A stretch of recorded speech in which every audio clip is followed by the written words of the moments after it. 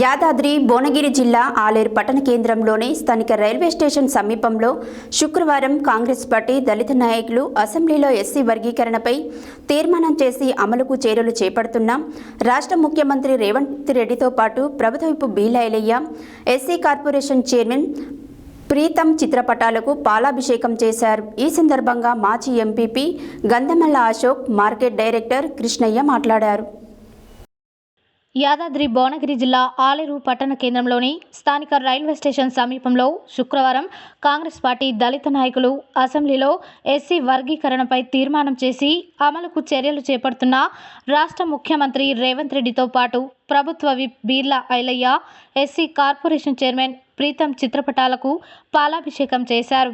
ఈ సందర్భంగా మాజీ MPP Gandhamalla Ashok, market director Kishtaiah మాట్లాడుతూ 30 సంవత్సరాల వర్గీకరణ న్యాయమైన పోరాటం గుర్తిస్తూ సీఎం రేవంత్ రెడ్డి వర్గీకరణ అమలుకు అసెంబ్లీలో తీర్మానం చేసినందుకు కృతజ్ఞతలు తెలిపారు। ఈ కార్యక్రమంలో కాంగ్రెస్ నాయకులు తదితరులు పాల్గొన్నారు।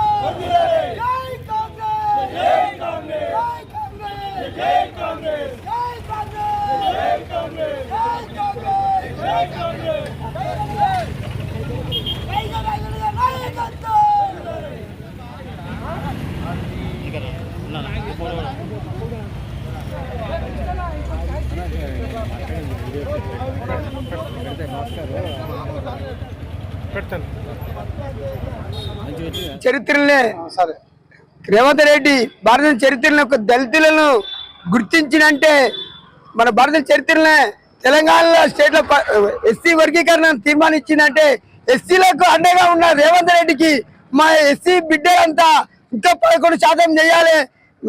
సీఎం గారికి మా ఎస్సీ దళిత వర్గం అంతా కాంగ్రెస్ పార్టీకి ఎల్లకాలం అండగా ఉంటది।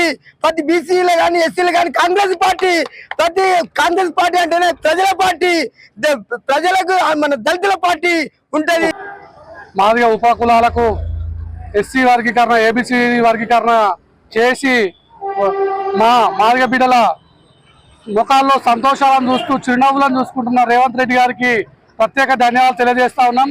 దేశంలోనే మొట్టమొదటిసారి తెలంగాణ రాష్ట్రంలోనే అసెంబ్లీలో ఎస్సీ వర్గీకరణకు మద్దతు తెలిపి ఆమోదం తెలిపిన రేవంత్ రెడ్డి గారి ప్రభుత్వానికి, ఎమ్మెల్యేలకు, మంత్రులకు, అలాగే మా గౌరవ ఎమ్మెల్యే బీర్లా ఐలయ్య గారికి కూడా ప్రత్యేక ధన్యవాదాలు తెలియజేస్తా ఉన్నాం।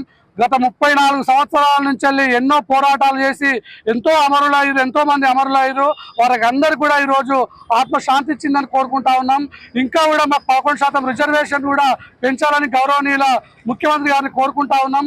ఎంతో మందికి కళ్ళల్లో ఆనందం చూసిన రేవంత్ రెడ్డి గారికి ప్రత్యేక ధన్యవాదాలు తెలియజేస్తూ